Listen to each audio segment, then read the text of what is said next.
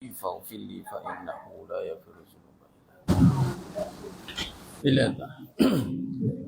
السلام عليكم ورحمة الله وبركاته.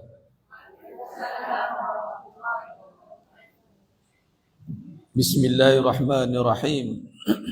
إن الحمد لله نحمده ونستعينه ونستغفره ونعوذ بالله من شرور أنفسنا ومن سيئات أعمالنا. من يهده الله فلا مضل له ومن يضلل فلا هادي له. أشهد أن لا إله إلا الله وحده لا شريك له وأشهد أن محمدا عبده ورسوله. اللهم صل على سيدنا محمد وعلى آل سيدنا محمد. رب يسر ولا تعسر، رب تمم بالخير. رب اشرح لي صدري ويسر لي أمري واحلل عقدة من لساني يفقه قولي. اللهم افتح علينا حكمتك وانشر علينا من خزائن رحمتك يا أرحم الراحمين. ولا حول ولا قوة إلا بالله العلي العظيم. ولا منجا من الله إلا إليه. أما بعد. أيها المؤمنون اتقوا الله. أوصيكم وإياي بتقوى الله. فقد فاز المتقون. Sidang jemaah yang dimuliakan Allah Subhanahu wa taala. Mudah-mudahan kita semua tergolong dalam golongan hamba-hambanya yang benar-benar bersyukur. Amin ya rabbal alamin. Alhamdulillah, syukur pada Allah Subhanahu wa taala pada pagi yang penuh barakah ni Allah takdirkan kita untuk berada di dalam suasana ketaatan. Kita berada dalam taman-taman syurga. Dalam i'tiqad yang benar, ya ini kita sebagai orang yang beriman beraliran Asy'ariyah Al-Maturidiyah ini meyakini dengan kaedah setiap hasilan perbuatan itu bukan atas hasil diri kita. Kita boleh datang hari ini, boleh duduk dalam ilmu, boleh istiqamah mengaji hadis, kita riyadhus shalihin, boleh buat amalan-amalan apa pun. Itu semuanya adalah ketentuan Allah SWT. Allah telah menjadikan dan Allah menciptakan wala ta'mal, dan Allah menciptakan perbuatan kamu. Maka keimanan yang perlu kita tanamkan adalah bersyukur kepada Allah Ta'ala kerana Allah memilih kita. Atas kekuasaannya, atas kebesarannya, memilih kita. Di kalangan ramai-ramai itu, kita terpilih. Macam itu. Datang dengan rasa syukur. Jangan ditanya yang tak terpilih tu macam mana pula Ustaz? Itu di dalam ilmu Allah. Kita tak tahu. Ada perkara yang mereka tak penuhi mungkin, ataupun belum masanya lagi mungkin. Allah Ta'ala alam. Namun kalau kita fokus pada diri kita, insya-Allah ini adalah satu anugerah Allah Ta'ala. Bahawa kita nampak ini satu anugerah, bukan atas daya usaha kita semata-mata. Bukan tiba-tiba kita boleh ada pada pagi ini, tiba-tiba kita ada kat sini. Tidak. Dengan diri kita tidak. Ia adalah pilihan Allah Ta'ala. Lalu hasil daripada itu datanglah satu sifat yang berharap, tunduk, patuh dan bersyukurnya kita kepada Allah Ta'ala atas anugerah yang besar ini. Dan satu lagi cabaran kita adalah nak melihat kurniaan Allah Ta'ala itu adalah satu kurniaan ataupun ganjaran yang lebih besar daripada dunia dan seisinya. Itu cabaran kita. Sebagai contoh, kurniaan pahala sebagai contoh. Orang lebih merasai kurniaan harta. Dapat harta lebih merasai kesan dia. Bahkan walhal kurniaan pahala itu lebih besar daripada harta. Allah menisbahkan kul mata'ud dunya qalil walal akhiratu khairul liman ittaqa. Katakanlah kesenangan dunia itu kecil, akan tapi akhirat itu kekal. Allah bagi kita berapa banyak ratus juta sekalipun, bilion sekalipun, Allah kata kecil. Tidak terganding, tidak terbanding dengan ganjaran pahala. Kerana apa? Kekal. Ganjaran pahala itu kekal. Jadi Itu pun satu perjuangan. Jangan anggap biasa, jangan anggap dah biasa. Dah boleh datang kuliah dah biasa, Ustaz. Tu satu hati-hati. Kita boleh datang tu bukan satu benda yang dah biasa. Itu satu benda yang luar biasa sebenarnya. Cuma kita je rasa biasa. Orang kau dapat 1 juta sehari menangis-nangis dia. Terkejut dia. Bayangkan kalau datang kuliah hari-hari dapat 1 juta. Hari-hari terkejut. Ya Allah, 1 juta ya Allah. Besok ya Allah 1 juta lagi ya Allah. Ya Allah bagi pahala. Dah biasa Ustaz. Kau tak boleh. Inilah kerja saya Ustaz. Tak mentanglah pahala tu tak nampak. Jangan. Tapi kita kena dengan ilmu lah. Dengan ilmu lah kita pula nak bagi faham mas sekalian.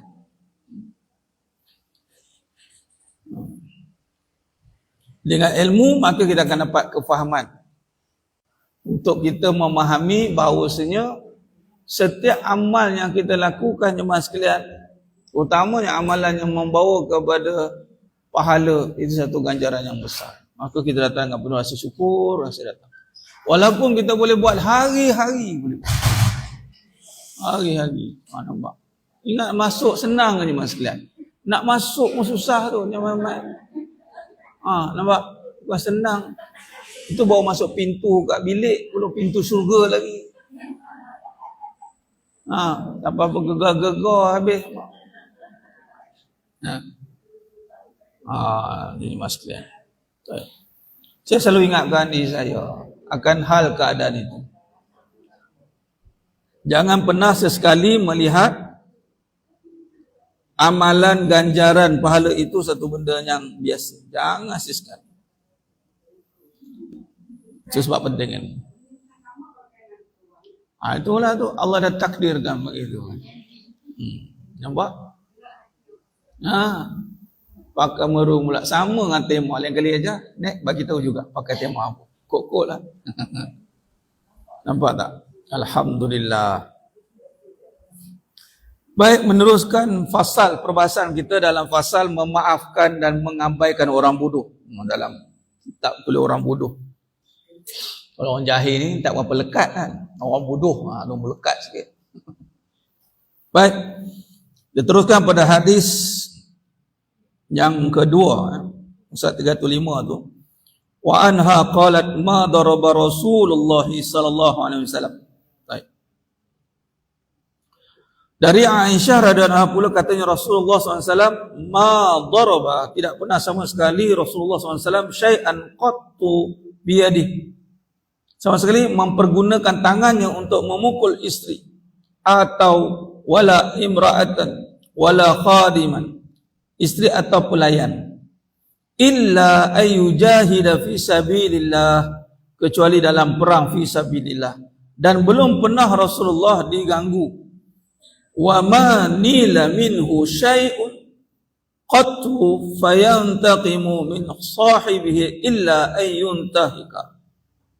yuntahika syai'un min maharimillahi ta'ala fayantaqimu lillahi ta'ala. Rawahul Muslim. Belum pernah lagi Rasulullah SAW gunakan tangan nak pukul isteri atau pelayan. Nabi tak guna tangan nak pukul ya. Kecuali dalam perang fisabilillah. Dan belum pernah Rasulullah SAW diganggu lalu membalas. Kecuali jika terlanggar hukum Allah, maka ia membalas kerana Allah. Di sini kalau lihat pada tajuk memaafkan. Maka kalau kita lihat Nabi SAW belum pernah lagi membalas orang yang mengganggu Nabi. Belum pernah. Malah Nabi SAW ketika diperlakukan di Makkah Al-Mukarramah 13 tahun jemaah sekalian, orang Arab Quraisy waktu itu memperlakukan Nabi, subhanallah, dengan keadaan yang begitu menyedihkan. Bukan tak kenal Nabi tau. Kalau kita diperlakukan sebab tak kenal tu okey lagi. Ini dah kenal saja. Satu ketika dulu Nabi SAW telah mendapat gelaran Al-Amin. Kemudian boleh bertukar arah mereka itu sehingga memperlakukan Nabi SAW dengan berbagai rupa bentuk. Memulaukan Nabi, mengganggu Nabi ketika Nabi solat di depan Kaabah. Waktu itu belum lagi syarat solat, tapi Nabi dah ada dah khususiat untuk solat. Yang ni para anbiya. Solat ni sebenarnya khusus awalnya para Nabi, Nabi dan Rasul. Kita umat Nabi SAW terpilih, kita dapat khususiat solat. Letak perut unta, tak najis unta, dikata macam-macam. Apa yang Nabi buat? Kalau kita, apa kita buat? Siap kau tak kenal aku siapa lagi. Siap engkau kata. Ambil kau. Kalau tak pun nanti tak apa. Aku doa ke Allah balas kau. Tapi Nabi tidak. Malah Nabi SAW ketika Nabi Fathul Makkah, Nabi tak ada bawa istilah balas dendam. Tapi Nabi biarkan? Ya, Nabi biarkan. Nabi biarkan, adakah dibiarkan? Tak. Kerana apa? Kerana kita ada Allah. Orang yang tidak membalas ni, pertama tengok atas Nabi ada tangan, tak pukul isteri. Pukul ni mas sekalian. Isteri tu dah elok, dah pam bagi sebiji. Tak pasal-pasal. Dia seorang lelaki kan. Dia datang, marah dia. Tapi kadang-kadang ada juga jenis sama-sama naik, bertinju berdua. Kau pukul aku sekali, isteri pula 10 kali dia bantai lah. 2 kali 5 lah. Elok-elok Nabi tak ada apa-apa masalah, suka naik tangan. Kalau dah marah tu kan, bukan tak ada. Dia marah ni ada dua cara, sama ada yang mencetuskan kemarahan. Mencetuskan kemarahan, contoh, dia buat satu tindakan, sebab tu polis akan tanya. Kalau misalkan berlaku, polis akan tanya sebab. Kalau sebab itu berlaku tanpa ada apa-apa provoke,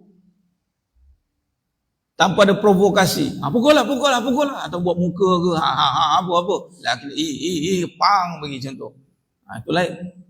Adalah, tapi walaupun begitu, tidak begitulah perbuatan Nabi SAW. Tapi ni kadang memang kita kadang budak-budak, kalau kita lama anak, tengok budak tu elok, tapi sebab kita geram, perangai kita tu, geram pang pukul. Kita yang geram sendiri, kita yang marah. Tak dengar cakap budak tu elok je pun. Isteri tu elok je. Elok dia bang, pam baling. Apa? Marah. Pada dia yang tak betul. Ni itu masuk. Tak semua mudah. Kita tak semua sudah untuk guna. Sebab apa? Tangan Nabi ni guna untuk perang. Sebab sahabat dulu, para isteri semua faham dah. Memang tak ada pergaduhan rumah tangga. Takkan ada. Sebab apa? Sebab tahu dah suami mereka ni kat mana lapangannya. Tinggal lagi kita lebih dah tak ada perang. Dah tak ada berperang, habis syariat perang. Perang tu ada dalam rumah tangga. Tu terbalik lah. Sekarang ni tengok takut. Kadang-kadang, bila tak saya baca laporan, lelaki pukul isteri memang tak boleh. Islam larang, Nabi pun tak buat. Tapi kalau lelaki pukul perempuan, ialah kita faham lelaki. Tapi sekarang jangan terkejut, perempuan pukul lelaki. Buka search tengok laporan polis, meningkat. Suami dalam ketakutan sekarang ni. Dah sampai masanya katanya. Kalaulah lelaki pun dilarang untuk mengangkat tangan ataupun tidak buat, kalau perempuan buat teruk lagi. Tu masuk dia, faham? Sebab ni bukan fitrah. Ni kena hati-hati. Catit fitrah dengan lumrah. Kadang pun salah faham kita. Fitrah benda suci, bersih. Bersih tidak dikaitkan dengan benda yang buruk. Perangai buruk tidak dikaitkan fitrah. Sebab ada seorang tu kadang-kadang datang pada asatizah juga. Tapi sebab mungkin dia tak perhatikan, tak kaji. Sebab benda ni kena kaji. Kena kaji. Dia kata apa? Biasalah tu kan, tajuk dia poligami. Dia orang panggil Ustazah ni interview, saya baca dah. Dia kata apa? Saya akan nasihatkan orang perempuan, kalau mana yang poligami tu, pertama jangan minta cerai. Dah suami kita katanya. Dia kata begitu kan. Takkan kita pula nak undur diri. Tapi kalau kita biasalah tak berubah perangai tiba jadi beruang kan. Dia kata macam tu kan. Fitrah lah gitu katanya. Itu salah. Fitrah kita bukan jadi beruang. Itu lumrah. Lumrah tu adat. Dalam diri kita ada sifat kebinatangan. Kalau kita tak jaga. Malah binatang lebih teruk lagi. Allah kata, ulaikal an'am balhum adall. Sifat binatang yang ada dalam diri manusia tu, kalau tidak ditundukkan nafsu tu, lebih teruk daripada binatang. So binatang tak ada akal.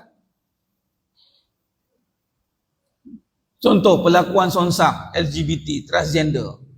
Laki dengan laki, perempuan dengan perempuan. Binatang pun tak macam itu. Binatang tengok, apa kamu laki dengan laki? Aku pun tak bantai jantan dengan jantan nanti. Binatang geleng kepala. Kamu ni tak boleh nak mikir ke? Nak tengok tak nampak ke apa? Satu. Memang tangan tak guna lah. Orang kata apa? Sahabat dulu. Kenapa dulu kita tak dengar konflik rumah tangga bergaduh? Ada satu pernah dengar riwayat tentang Sayyidina Umar radhiyallahu an yang dibebel oleh isteri ni tu. Pernah dengar? Pernah? Itu palsu. Nah, riwayat itu palsu. Datuk Samsuri diri yang mensyarahkan hadis itu sebenarnya riwayat itu palsu saja. Nak wujudkan satu keadaan orang pandang rendah dengan sahabat. Tak pernah dibebel oleh isteri. Tak ada. Itu kisah Nabi Ustaz Aisyah radhiyallahu anha, itu kan bebel. Aisyah tak pernah bebel radhiyallahu anha. Dia melahirkan rasa cemburu.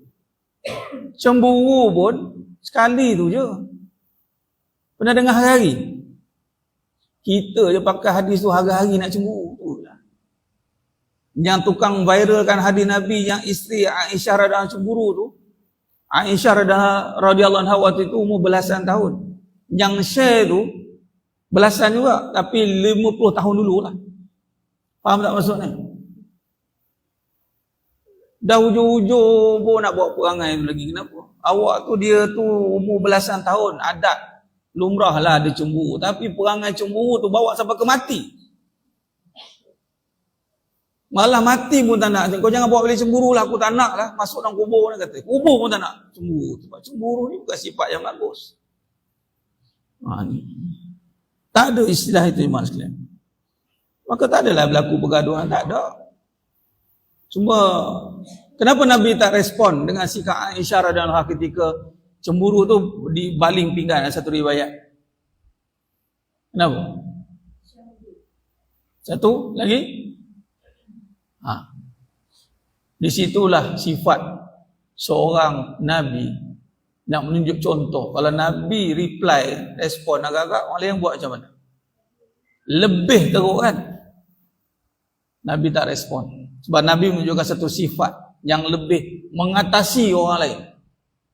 Maksimum pada depan tetamu. Satu keduanya, itulah sifat ahli syurga. Para isteri Nabi, ummahatul mukminin kita, ibunda kita semua ahli syurga. Anak kita sayang ke anak kita, umur 2 tahun, 3 tahun, 4 tahun tu, yang tengah comel-comel 5 tahun dah.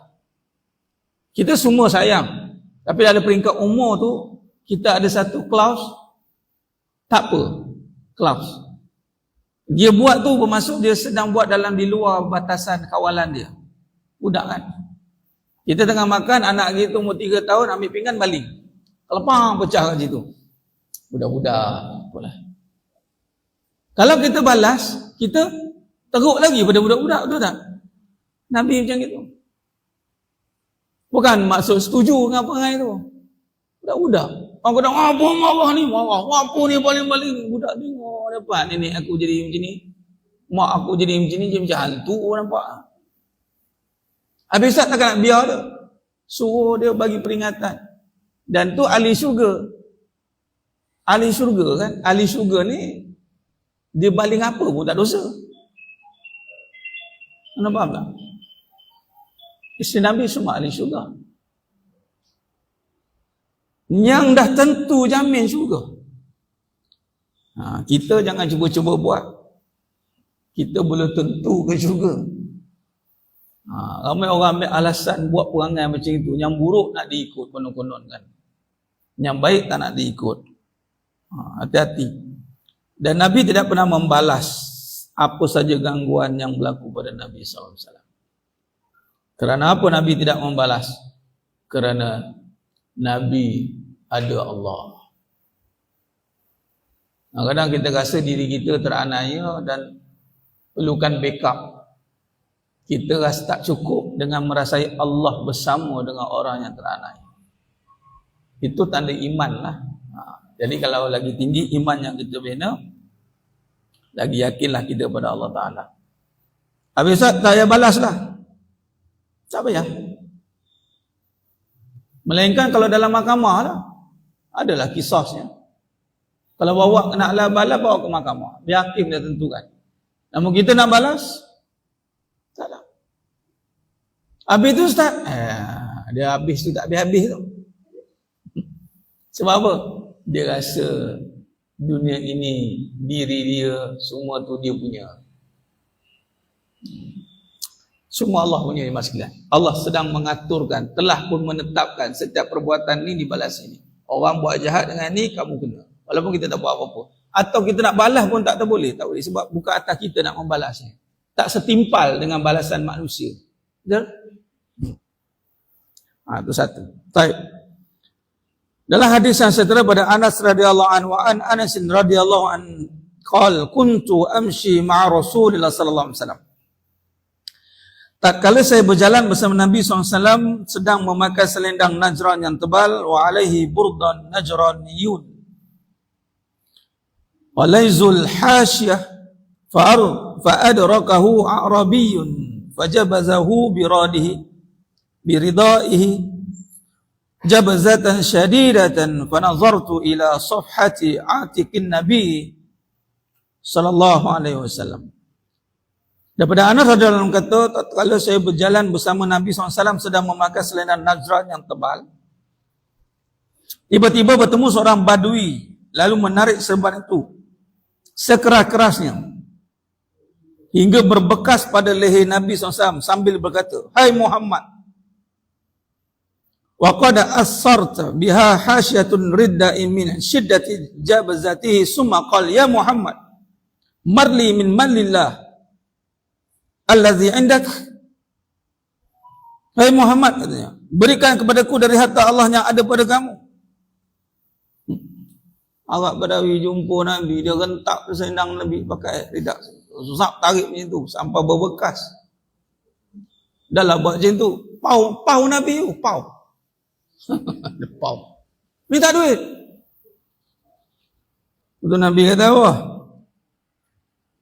Maka Rasulullah SAW menulis pada badai itu sampai tersenyum. Masya Allah. Ni tak tergambar gitu kan. Kita lebih pada itu aja. Bukan itu aja. Aku cari tak perlu bahan cacing kan. Tak selesai masalah kita. Dah lah rentak kita. Tak hormat satu hal. Kau tak tahu aku siapa?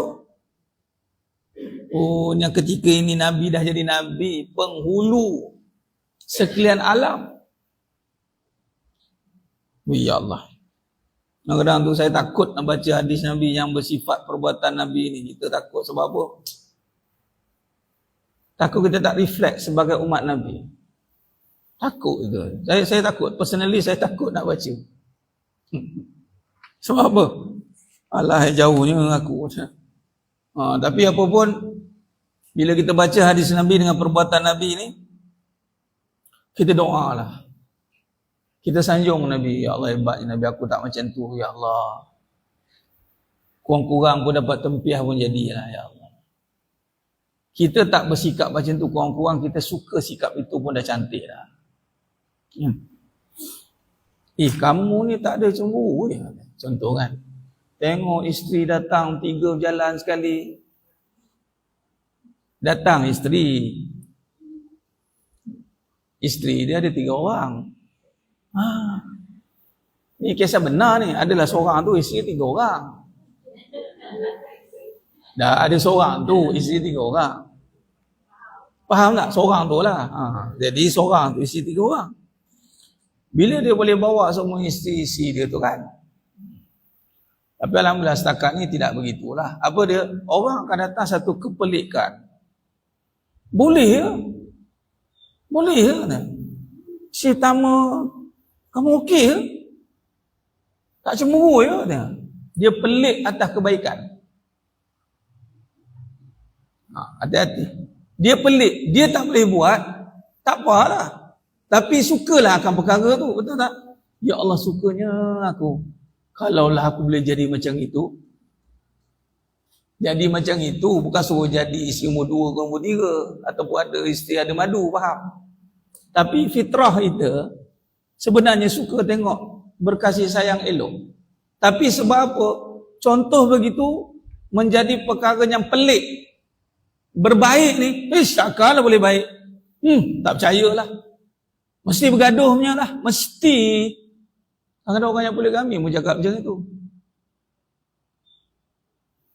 Orang tu alhamdulillah, orang tu cakap apa? Alhamdulillah, setakat ni memang tak ada dan yang menjadi contoh yang baik dekat orang keliling. Dan orang keliling bukan okey. Okey. Tak ada masalah, tak ada kekok, tak ada buat orang pelik, tak ada buat orang menjauh. Bukan kita nak kempen pun. Bukan kita pula. Bukan orang tu nak kempen pun kan. Lepas cakap pula. Elok datang bawa semua. Semalam dia kenduri. Belah pakcik kan. Orang tu ada kenduri. Lebih kurang macam ni lah warna baju tema pakai. Selondon dan semua kan. Dalam keturunan tu daripada Unyang sampai ke Cicit tak ada lagi yang mewarisi legasi Unyang tu. Unyang orang tu kan. Orang tu Unyang dia isteri 5 orang. Meninggal seorang. Jadi menurunlah kat Cicit dia. Bukan Cicit, kat Piut. Tapi bila kita datang tu kan. Kita je lah payah orang tu kan. Dia jadi tak jadi kekok. Dia tak jadi pelik. Kita tak nak buat benda tu pelik. Dan saya yakin dalam hati naluri setiap fitrah yang kita ada iman ni suka akan keadaan itu. Ya Allah, seronoknya lah. Ada teman. Macam kita kan, kalau berteman jalan pergi kuliah ada teman kan. Cuma teman tu madu lah, itu je lah. Allah Ustaz, madu. Saya nak bagi tahu, bila kita nampak satu kebaikan, walaupun sifatnya memang kita takkan terjangkau nak buat. Macam Nabi kan. Tapi jangan sesekali kita menidakkan. Dan inilah juga sebab kenapa kita tak jadi baik. Allah dah takdirkan kebaikan itu dengan meminta pada Allah. Takdir, Allah tetapkan dengan kita berdoa agar Allah kabulkan doa itu. Yang menjadikan baik Allah. Melalui doa yang Allah tetapkan jadi baik. Tiba-tiba bila berlaku contoh yang baik depan kita, kita menidakkan. Aku tak macam itu lah. Kalau aku, sorry lah. Dia tak kenal aku ni, Raja Singa.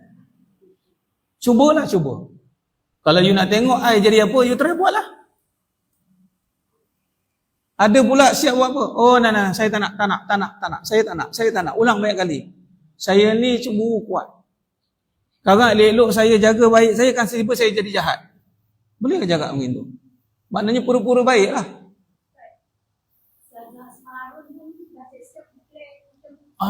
Ada sebut nama, saya tak sebut nama. Tapi sebab memang dah viral kan, tak ada masalah.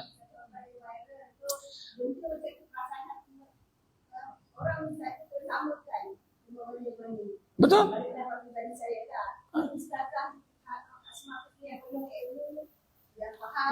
Dan dia tak boleh samakan dengan orang lain jugalah. So dia diamlah.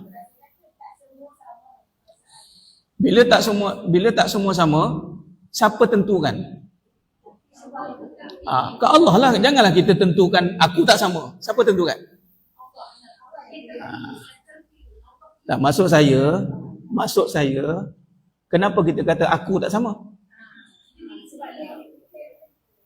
Maksudnya kita bayar kat diri kita lah, faham? Kita kata Allah tentukan, lain sekali aku yang tak nak, betul tak? Patutnya doa lah baik-baik, tak payahlah cakap apa-apa.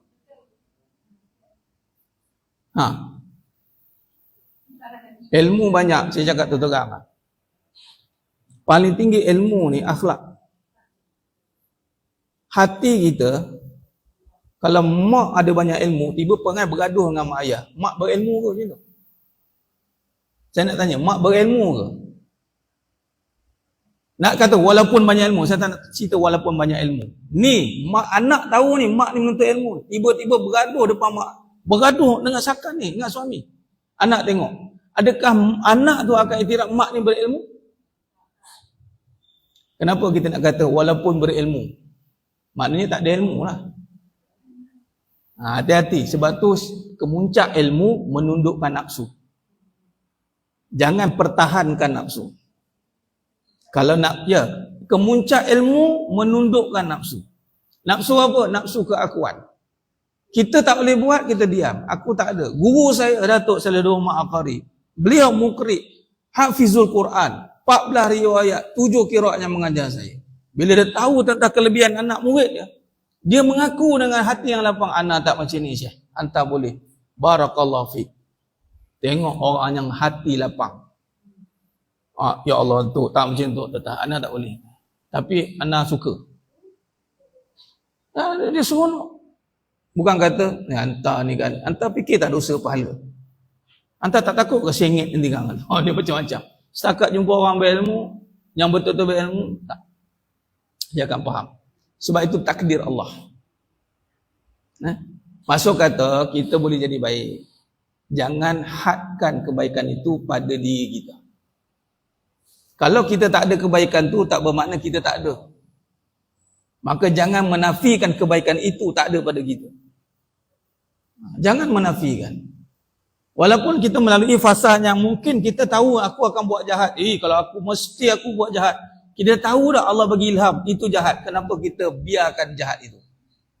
Sedangkan kita boleh doa, ya Allah, begitulah keadaan diri aku yang penuh dengan sikap itu. Kau jadikanlah baik, ya Allah. Jadi baiklah. Atau begini, tadi kahwin kan? Tolak isu kahwin. Saya mengajar. Jemaah sekalian, jangan cuba cabar saya. Saya ni tak suka orang cabar saya. Saya takut perangai jahat saya keluar. Agak-agak nak mengaji dengan saya. Ustaz ni kan kalau cabar keluar perangai jahat kan. Saya ni suka mencarut. Itu bahasa mudah. Jangan cuba-cuba nak cuba saya kan saya kan kuat mencarut. Jadi jangan cuba saya. Saya tengah tahan daripada mencarut ni. Faham tak maksudnya? Loh, ustaz pun tengah menahan mencarut. Patutnya janganlah sebut benda tu. Dah tahu benda tu, diam je lah. Kerana itu sikap yang akan membuka kelemahan diri sendiri. Janganlah. Dan kenapa pula saya nak cakap macam itu? Kenapa saya nak bagi tahu saya masih ada sifat tu kan? Dan akhirnya tunggu masa nak keluar.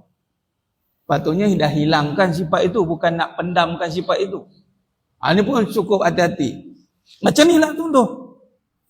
Orang buat baik kat kita, kita buat baik orang. Tapi kau jangan buat jahat kat aku. 10 kali jahat aku buat kat kau. Mana itu bukan baik, mas sekalian. Itu buat-buat baik, faham? Jadi kita belajar sampai tahap kita nak benar-benar baik. Sebab tu saya kata tadi, saya takut baca hadis Nabi SAW ni. Personally saya takut. Ada orang memang seronok baca hadis, baca-baca, tapi saya baca takut. Saya takut. Allah.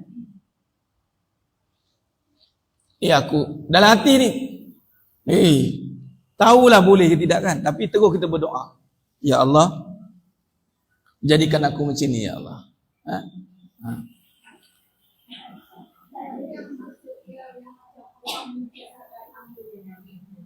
Nah, itu ada dalam pengajian tauhid. Sangkaan apa yang Allah ikut?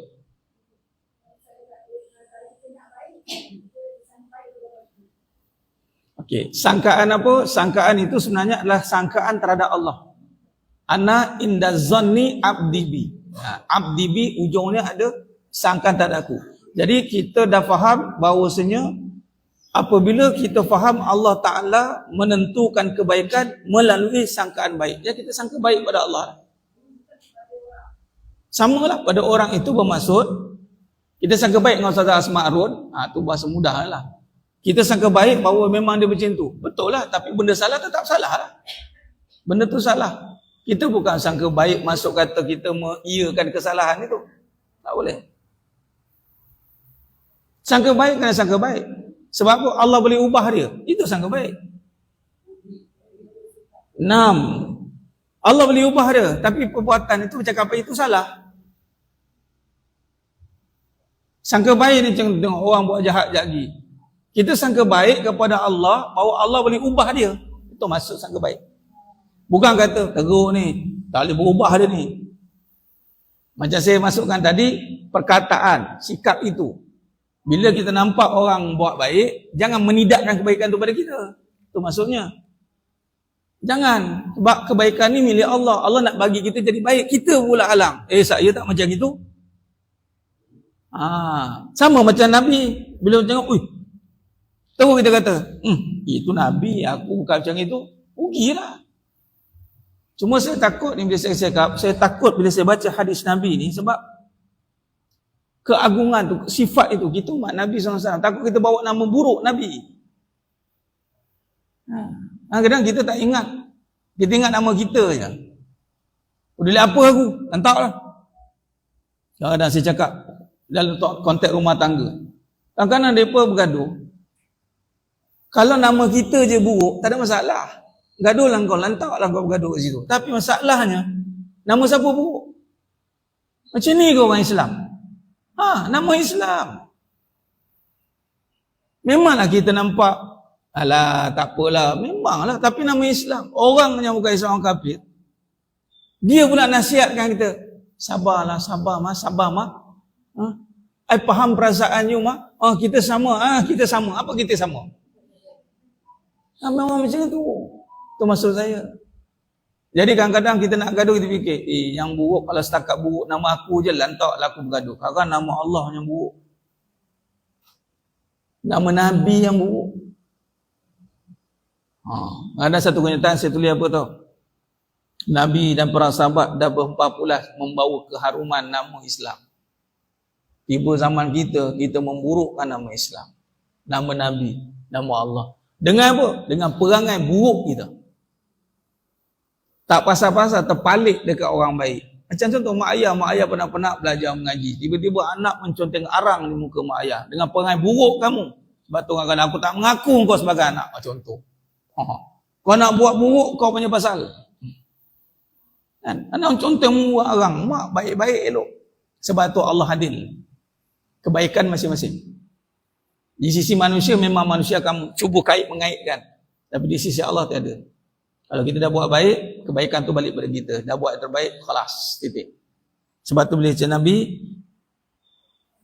maka di sini kita berazam. Tengok Nabi sambil tersenyum. Kena gentap Nabi senyum. Kemudian Nabi menyuruh pesuruhnya untuk memberikan. Kita boleh ketawa balik. Dah lah kena gentap. Lepas tu bagi. Ya Allah. Ada satu kisah Imam Abu Hanifah, kalau saya tak silap, atau Imam Ahmad bin Hanbal, salah satu. Kalau siapa ingat kisah ni, tolong ingatkan saya. Saya ingat kisah tapi tak ingat sejarah. Saya ambil intipati. Apa dia? Saya ambil Imam Abu Hanifah. Kalau saya salah, saya betulkan. Imam Abu Hanifah, dia orang kata apa, satu hari itu orang Arab Quraisy Islam, tapi Quraisy Islam. Saya ceritalah, dia nak uji. Imam Abu Hanifah ni kata, kalau engkau boleh buat dia marah, aku bagi engkau sekian-sekian dirham. Ayat macam itu. Maka kawan ni purposely pergi nak buat dia marah. Maki cukup-cukup. Imam Abu Hanifah pun dengar. Dah habis dah. Ada. Terkejut kawan tu. Dia tak marah. Apa yang kamu kata tu betul pada diri aku. Allah, diam kawan tu. Yang kamu hina tu betul lah. Aku memang hina. Dan diam kawan tu. Lepas tu Imam Abu Hanifah kata apa? Kenapa kamu buat macam ni? Oh sebenarnya kami tengah bet. Tengah bet. Kalau berjaya buat Imam Abu Hanifah marah, maka aku akan dapat sekian bayaran. Lah kenapa tak cakap awal nak bayaran tu? Ambil duit bagi.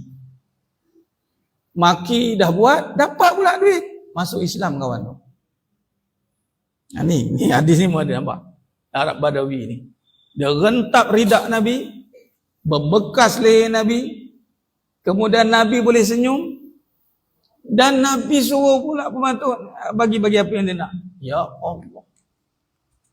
Kita tak, ya Allah. Berapa loh saya baca. Ada satu kisah lagi, riwayat. Ada satu kisah lagi. Kan? Satu kisah lagi, seorang ulama dengan anak murid. Dia ni buat kuih, isteri ni buat kuih yang sedap. Dan kuih tu mana yang pun.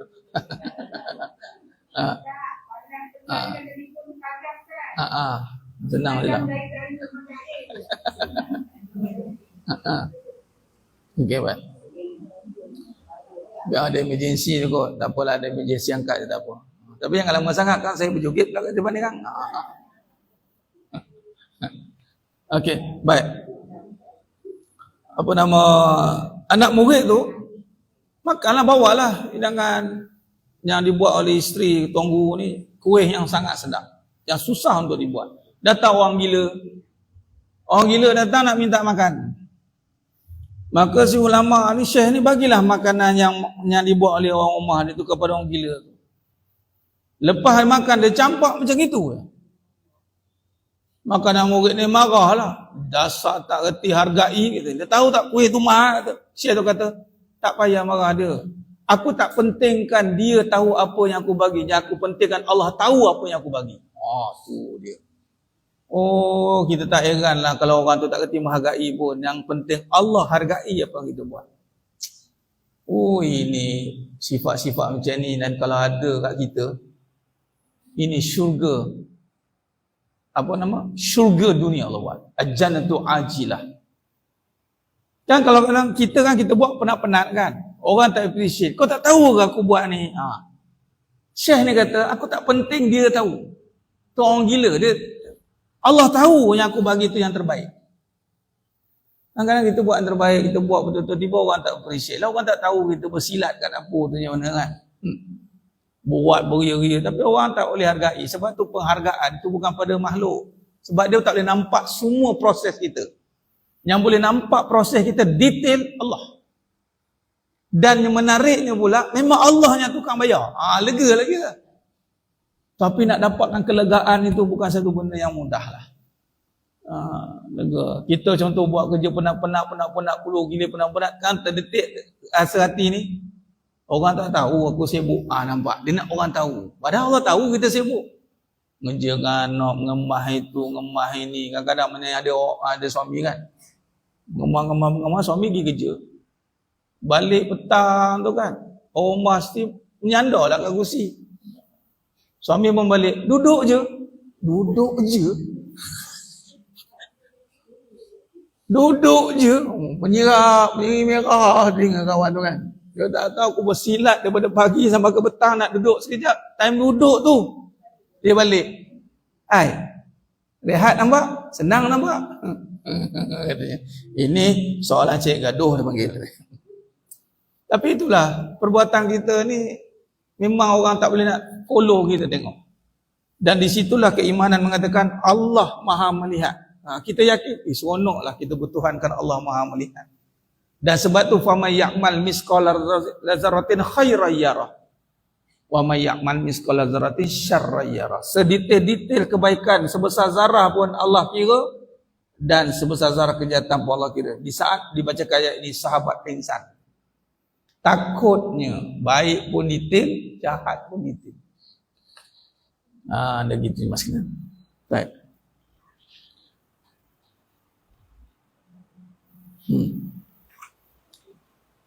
Jangan balas. Jangan balas kalau kita nak mendapat ganjaran yang terbesar. Ustaz, saya tak larat, tak mampu nak tahan. Minta ke Allah. Sebab baik, sabar, itu semua sifat Allah ke sifat kita. Allah bagi kat kita. Allah yang bagi. Bukan kita yang usahakan. Saya dah puas sabar Ustaz. Saya dah usahakan sabar. La. Sabar bukan usaha yang kita nampak dengan macam perbuatan af'al. Sabarlah hasil daripada perbuatan yang Allah kurniakan. Contoh, orang cakap buruk kita nak balas, tapi kita tahan. Tahu benda nak meluap. Bila kita tahan kerana Nabi kata berkata baik, kita ingat Nabi kata cakap baik atau diam, kerana kita buat syariat itu, Allah kurniakan sabar. Itu maksud dia. Bukan sabar tu dengan diri kita. La, sabar tu dengan kurniaan Allah. Baik. Baik, hadis yang seterusnya kita habiskan. Dah 2 lagi dah masuk dalam bab menanggung anaya ni. Sempat insya-Allah. Sikit lagi lah. Dalam 15 minit lagi. Wa ani Ibn Mas'ud radhiyallahu anhu qala ka'anni anzuru ila Rasulillah sallallahu alaihi wasallam yahki nabiyya minal anbiya'i salawatullahi wa salamu alaihim darabahu qaumuhu fa'adamahu. Dari Ibnu Mas'ud radhiyallahu anhu kata seolah-olah saya sekarang masih melihat Rasulullah SAW ketika menceritakan peristiwa seorang Nabi yang dianiaya. Nampak? Ini pun satu. Seolah-olah Ibnu Mas'ud kata apa? Saya sekarang melihat Rasulullah SAW. Kita cerita hadis Nabi ni, dia tergambar seolah-olah Nabi ada waktu itu. Hebat. Ketika menceritakan peristiwa seorang Nabi yang dianiaya oleh kaum hingga berlumuran darah. Ini kisah apa ni? Kisah waktu bila ni? Ketika Nabi di Taif. Ketika Nabi di Taif, Nabi di baling batu. Wa huwa yamsahud dam an wajhi wa yaqul Allahumma ighfir li qaumi fa innahum la ya'lamun. Allahu akbar. Sambil menyapu darah dari mukanya. Dan Nabi doa, Allahumma fil liqaumi, ya Allah ampunkan kaumku kerana mereka tidak mengetahui. Ya Allah. Mas sekalian, tengok bagaimana hebatnya kekuatan ni sebenarnya mas sekalian. Kekuatan yang tertinggi adalah memang memaafkan. Memang memaafkan ni satu siapa yang memang ramai secara purata, awam, adat, orang boleh buat maafkan ni. Taklah Ustaz, tahulah, tengoklah. Dia macam itu. Kerana apa? Kerana sifat memaafkan ni menghampiri dengan Nabi dan Allah. Memang tingkatan dia tinggi. Bahasa mudah memaafkan dalam bahasa kita adalah kita tak ambil kisah. Kita tak ambil kisah. Kita jadi orang bukan orang yang cerewet, orang yang banyak kira, orang yang kalau nak berusaha dengan dia ni kena banyak minta maaf. Minta maaf lah ya. Dan pula kita pula kadang menunjukkan sikap itu. Nabi tidak macam itu mas sekalian. Hatta kena baling batu, berdarah-darah Nabi. Pun Nabi maafkan, setakatnya sikit-sikit tu lagilah. Anas bin Malik radhiyallahu anhu, khidmat khadam Nabi SAW. Sepanjang Nabi Anas bin Malik radhiyallahu anhu bersama dengan Nabi, Anas bin Malik radhiyallahu anhu kata apa? Aku tak pernah kena komplain dengan Nabi pasal hal-hal dunia ni. Itu hal dunia bertegang-tegang kadang. Hal dunia ni pun. Okey. Kita kena ikut Nabi, kita mudahkan dunia ni. Jangan kita besarkan hal-hal dunia. Apa maksud hal dunia? Hal-hal yang melibatkan hasil benda nampak depan mata.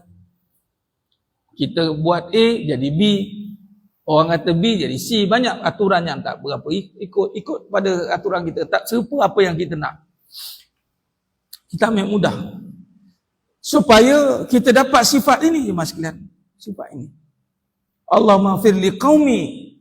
Ya Allah ampunkanlah kaumku. Ya Allah ampunkanlah isteriku. Dia tak tahu. Ampunkanlah suamiku ya Allah. Ampunkanlah mak ayahku. Ini pun satu doa anak yang soleh dan soleh. Ini doanya. Kadang-kadang kita ni cepat untuk nak melihat hasil. Bila diri kita meletakkan hasil pada diri, menentukan, contoh, kita menentukan isteri jadi baik. Kita menentukan anak jadi baik. Kita menentukan suami jadi baik. Bila dia tak baik, kita marah. Walhal bila tak baik sepatutnya, mohon keampunan bagi dia. Ya Allah, ampunkan dia ya Allah. Ya Allah, ampunkan mak ayahku ya Allah. Ni trend anak-anak sekarang. Cepat untuk, iyalah, tapi sebenarnya dia datang daripada sikap juga kan. Rentetan daripada turun-temurun kadang-kadang tak sedar. Dia cepat nak komen, nak nak kata mak dia salah, mak dia tak betul. Sebagai anak, bukan nak betulkan mak ayah. Sebagai anak, mendoakan keampunan mak ayah. Khalas. Mak ayah buat salah. Ya Allah, ampunkan mak ayahku, ya Allah. Jangan tanya, mak sabar bila mak nak perangai macam ni, mak. Mak tahu tak? Rumah kata pergi, kubur kata mari. Qala Allah Ta'ala fil kitabil aziz. Kullu nafsin za'iqatul maut. Memang maut terus mak dia kat situ kan. Nyaya betul nak bertuah. Tengok mak ayah. Adik-beradik kalau ada seorang buat, kadang buat mesyuarat lah tu pasal perangai mak ayah. Allah, tak payahlah. Mak kau tahu, mak kata biarlah mak cakap. Habis apa kita nak buat? Nak biar je. Siapa kata biar? Habis kita nak buat apa? Allah aja apa? Nabi aja apa? Doakan keampunan.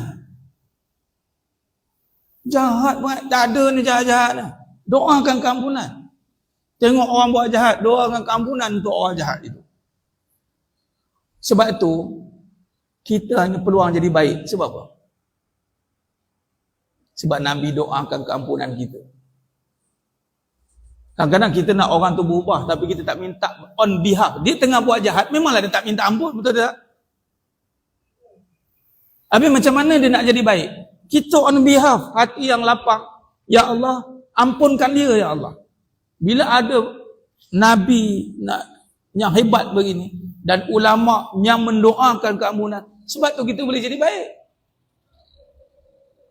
Sebab apa? Ada orang alim, orang yang berhati bersih, suci ni, dia tengok kita tu dengan keampunan Allah. Orang yang hati busuk, hati hitam, hati yang tak ada nur Allah, dia tengok orang tu, ahlun nar katanya. Macam ni ke? Dia suka menghukum. Ini kena baling batu jemaah sekalian. Ini peristiwa yang hadis di atasnya adalah peristiwa Nabi di Taif. Kena baling batu. Malaikat Jibril pun turun. Malaikat penjaga gunung pun turun. Ini peristiwa sebelum Isra' Mi'raj ni. Maka Allah nak bagi isyarat kepada malaikat. Tunaikan apa saja permintaan kekasihku. Lain sekali apa yang Nabi minta? Ampun. Allah suka. Kita kalau nak balas, kita boleh minta balas. Tapi Allah lebih suka yang mana? Bukan aku suka yang mana. Allah suka kita ampun, minta keampunan untuk dia. Angkat tangan. Ya Allah, ampunkanlah dia, ya Allah. Allah suka. Itu cara dia. Dan yang membezakan Tariq Nubuwah Nabi Adam AS dengan Tariq Iblis, Taghut. Tariq Nubuwah penuh dengan keampunan, meminta ampun. Tariq Iblis penuh dengan menyalahkan dan menghukum. Sebab Iblis menyalahkan Nabi Adam AS. Sebab kamulah aku kena keluar. Padahal dia yang tak nak buat. Tapi Nabi Adam AS tidak menyalahkan pun Iblis, tidak menyalahkan Siti Hawa. Malah Nabi Adam AS Allah wahyukan dengan doa yang ini menyalahkan diri. Walaupun Nabi Adam tidak salah. Rabbana zalamna anfusana wa illam taghfir lana wa tarhamna lakunanna minal khasirin. Saya bila menyalahkan ni saya teringat Allah takdirkan ini sikap pemimpin juga.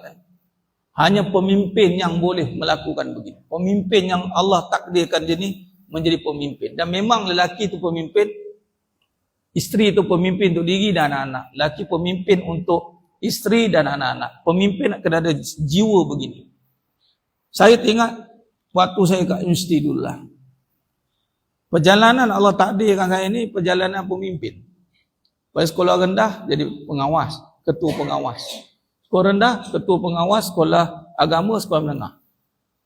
Sekolah menengah, sekolah agama dengan kebangsaan, ketua pengawas. Orang panggil gila pangkat, GP. Itu saya nak panggil, GP. Lepas tu sekolah menengah, ketua pengawas juga. Ketua umum. Masuk kat universiti, YDP. Ketua juga. Yang di Pertua Perwakilan Pelajar. Waktu saya YDP ni, di UiTM Iskandar, saya berguru kepimpinan dengan Datuk Profesor Dr. Abdullah. Waktu tu belum Datuk lagi. Dia Prof. Dan terrapat dengan saya. Saya tengah uruskan satu event besar waktu. Event besar, menteri turun, Prof turun, dan Prof ni ada satu sifat yang sangat detail dalam protokol. Entah macam mana waktu program tu berlangsung, pembukaan menteri pun datang, kita buka lagu, mula-mula majlis doa, kemudian lagu negaraku, majlis protokol kan. Sekali lagu negaraku tak keluar muzik, dia udahlah choir semua, negara aku seorang tenggelam, seorang timbul. Ni majlis besar ni. Orang memandang kat saya, sudah mati aku, dia kata. Saya kat depan tu, depa semua dah pucat muka dah. Nyanyi lepas ni. Tapi saya terkejut. Lepas pada tu, Prof tahu waktu tu saya tengah nak, kau ni memalukan aku, saya nak pergi dekat saya punya jawatan kuasa, memang nak ngetabur lah lepas ni. Sekali dia kata, kau jangan salahkan pimpinan kau. Suruh saya jam. Kita sebagai ketua kena berani menanggung risiko itu. Kita kena tanggung kesalahan itu. Jadi depa ni semua dah cuak muka. Saya cakap, tak apa. Biar saya jawab dengan Prof dengan ni. Depa pun lega lah. Kalau tidak, masing-masing nak kena ambun kat situ. Dan saya jawab lah. Teknikal benda tu silap lah. Prof bagi peringatan lah. Start pada tu terus rapat terus lah. Dengan Prof Nazri di Kuala. Sama juga kadang-kadang kita sebagai suami salahkan isteri. Awak ni tak didik anak-anak. Itu bukan sifat pemimpin. Menyalahkan ni bukan sifat pemimpin. Sifat yang tak ada, jiwa tak ada. Patut dia kena tanggung, dia menerima tanggungjawab. Ya memang ada kesilapan, tapi jangan menyalahkan. Kita betulkan saja kesilapan itu. Itu beza ya, bukan kata biarkan ya. Kesilapan ada, tapi kita kena jangan menyalahkan. Awak ni tak didik anak-anak, tengok degil macam awak. Maknya abang lah ni. Kalau baik kredit kat mak, kalau jahat macam bapak je katanya. Ni keturunan mana ni? Mentang-mentang yang baik kat awak lah, yang buruk kat saya lah. Contoh. Jangan. Mak pun jangan menyalahkan anak. Tak apa. Bukan maksud kita setuju dengan perangai dia, tidak. Kita terima tanggungjawab tu. Berat, ya memang berat. Tapi itulah pemimpin. Pemimpin adalah kena terima risiko. Risiko kesilapan daripada pimpinan. Waktu saya dalam amalan mendidik keluarga anak-anak saya, bila dah tahu kesilapan, kita tak nak besar-besarkan. Dah betulkan balik dah. Siapa buat ni? Siapa pecahkan ni? Saya sedang mengaku. Ya, anak-anak kan? Ya. Abi bukan nak salahkan. Suruh buat pengakuan saja. Baru dia orang berani. Sebab kadang dia orang takut nak mengaku, sebab takut disalahkan. Walhal, daripada situlah nampak kita mendidik anak untuk dia menipu. Macam kita, siapa jahat? Biasa dia, gezang bagi. Biasa. Akhirnya tak nak mengaku. Patutnya biar dia buat pengakuan, bukan untuk buat penghukuman. Kita suruh dia buat pengakuan agar kita boleh betulkan. Itu saja. Yes, biar dia responsibility, tanggungjawab, amanah. Itu ketua. Dan kita kena bersedia mendengar kesilapan orang. Kadang kamu dengar. Saya tak sanggup dengar kesilapan. Boy, awak tu maksum ke? Silap ni. Tak apalah, dah salah dah. Dah salah, jangan menyalahkan. Betulkan dia. Lain kali buat macam ni, dah. Barulah mereka pun, kalau tidak, dia tolak dia. Siapa buat? Semua tak ngaku. Padahal benda dah jadi dah. Baik, yang terakhir. An Abi Hurairah radhiyallahu anna Rasulullah sallallahu alaihi wasallam qala laisa syadidu bisur'ah innama syadidul ladzi yamliku nafsahu indal ghadab, muttafaqun alaih. Dari Abu Hurairah radhiyallahu anhu bahwa Rasulullah sallallahu alaihi wasallam bersabda, bukan seorang yang kuat itu yang kuat bergulat. Bergulat ni maknanya yang kuat marah. Tapi orang yang kuat, yang sungguh kuat itu dapat menahan hawa nafsu ketika marah. Makna kata kita jangan cepat menghukum. Masuk marah ni bukan tak boleh marah. Saya dengan anak kau tanya anak, memang saya ni marah. Tapi anak-anak tahu marah kita kat mana. Bukan marah-marah, dia macam ni. Jangan marah-marah. Marah tak apa, jangan marah-marah. Marah-marah ni semua benda nak ni marah. Itu namanya angin monsun, timur laut datang. Semua benda tak kena. Itu tak kena, ni tak kena. Apa ni habis marah-marah ni? Jangan. Kita hanya marah, itu pun marah kena bagi tahu. Abi marah dekat nafsu amarah. Bukan marah kat kamu. Abi marah syaitan katanya. Budak-budak yang tak ada dosa, belum balik, dia tak ada dosa, tak bermaksud kita biarkan dia. Apa yang kita kena didik pada mereka adalah nafsu mereka kena marah. Kalau tak dimarah nafsu mereka, dah besar parah. Parah. Bukan kita marah dia, biar dia tahu. Akhirnya, macam anak Zainal Suluk tu Raudah. Abu Aulia saya guna tu, anak yang sulung Raudatul Aulia. Kerana dia nak marah tu, marah apa Raudah? Tengah marah nafsu, marah syaitan. Biar dia tahu, dia pun nak tahu nak marah siapa. Kita marah nafsu, marah syaitan. Nafsu yang kena marah. Ni nak masuk Ramadan. Ramadan kan panas tak? Sekarang dah cuaca dah panas kan? Hangat, pukul 8 dia dah naik, terpacak dah matahari. Ramadan membakar. Sifat dia panas. Nafsu tunduk. Maka nafsu ni tunduk bila panas. Bila marah. Tegas dia panggil. Dia tak boleh berlembut. Nafsu tak boleh berlembut. Kalau berlembut dia tak jadi apa. Bukan berkeras. Kena faham. Tetapi bertegas. Tegas bermaksud macam tadi. Bagi arahan. Jangan ubah-ubah. Jangan kita menyeleweng balik. Kita bagi arahan, kita pun lemah dengan arahan tu balik. Tak apalah. Tidak. Jadi maksud kata orang yang kuat adalah orang yang menahan nafsu marah. Wallahu alam. Kita ambil kat tajuk ni lah. Tak sempat masuk tajuk baru.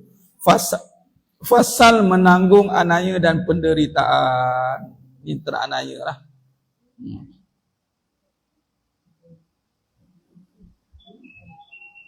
Baik. Ini macam tadi sikitlah surah Ali Imran 134, surah Asy-Syura ayat 43 ni. Ini apa yang kita bincang tadi. Allah suka kepada orang yang banyak memaafkan. Dan orang yang boleh berhati sabar memaafkan ni adalah orang yang hati kuat. Kerana nak bawa sifat Allah.